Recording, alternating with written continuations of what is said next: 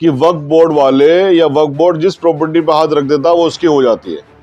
ये भी भ्रांति फैलाई जाती है कि बहुत सारे हिंदुओं की ज़मीन उसने हड़प ली, मंदिरों की ज़मीन हड़प ली।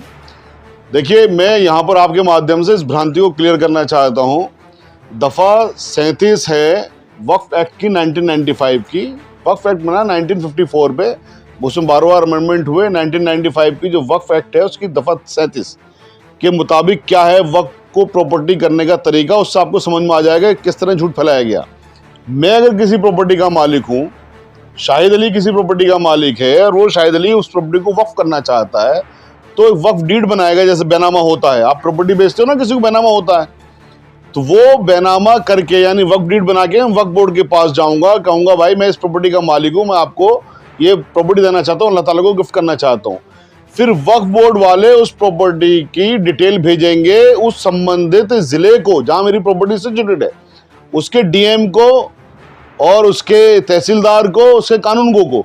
वहां से रिपोर्ट मांगेंगे कि शाहिद साहब इस प्रॉपर्टी को वक्फ करना चाहते हैं, इन्होंने डॉक्यूमेंट दिए अपने मालिकाना हक के, क्या ये मालिक हैं इस प्रॉपर्टी के, आप वहां से तस्दीक करके बताइए। फिर वो वहां से अपनी रिपोर्ट देंगे तस्दीक करके, वेरिफिकेशन करके। जब वो कह देंगे हाँ साहब ये मालिक हैं, तब जाके वो प्रॉपर्टी वक्फ होगी। और भ्रांति क्या फैलाई गई है कि जिस पर चाहते उस पर हाथ रख देती। ये आप लोग जरा उठाइए इस चीज को कि कैसा जुल्म कर रहे हो भाई आप मजहब के बिना पर इन लोगों के साथ। इन लोगों ने कितनी कुर्बानियां दी देश को आजाद करवाने के लिए। मिसाल के लिए सिर्फ एक वाकया काफी है कि एक दिन में लेकर के आपके सहारनपुर से और लाहौर तक हर पेड़ के ऊपर उलेमाओं की लाशें टंगी हुई थी। एक दिन के अंदर 1,53,000 उलेमाओं को शहीद किया था अंग्रेजों ने इस देश की आजादी के लिए। उन लोगों के साथ में आप ऐसा व्यवहार कर रहे हो कि आप कुछ भी कह देते हो और आपकी मीडिया आपके नैरेटिव को चलाने लगती है बिना तस्दीक करे हुए। फर्क तो यह है कि साहब बिना गवर्नमेंट के जब तक तस्दीक होकर नहीं आ जाएगी, यानी कि डीएम गवर्नमेंट का आदमी, तहसीलदार गवर्नमेंट का आदमी, कानून को गवर्नमेंट का आदमी, वो तस्दीक कर देंगे हाँ साहब शाहिद साहब मालिक हैं इस प्रॉपर्टी के, आप इसमें कर सकते हैं वक्फ, कोई दिक्कत नहीं है, कोई डिस्प्यूट नहीं है, तब जाके वो वक्फ होती है। फैलाया जाता है कि साहब जिस प्रॉपर्टी को चाहती है अपने को कहती मालिक है। तो जरा प्लीज इसको भी लोगों के पास तक पहुंचाइए और कहिए लोगों से कि 1 दिसंबर को आप ज्यादा से ज्यादा तादाद में रामलीला मैदान में पहुंचे। मुसलमान के साथ में दलित, दलित के साथ में मुसलमान, इन दोनों के साथ में आदिवासी, ओबीसी, क्योंकि ये लड़ाई सबकी लड़ाई है। ये संविधान को बचाने की लड़ाई है, ये वक्फ को बचाने की लड़ाई है, ये रिजर्वेशन को बचाने की लड़ाई है, निजीकरण के खिलाफ है, ये ईवीएम को हटाने की लड़ाई है।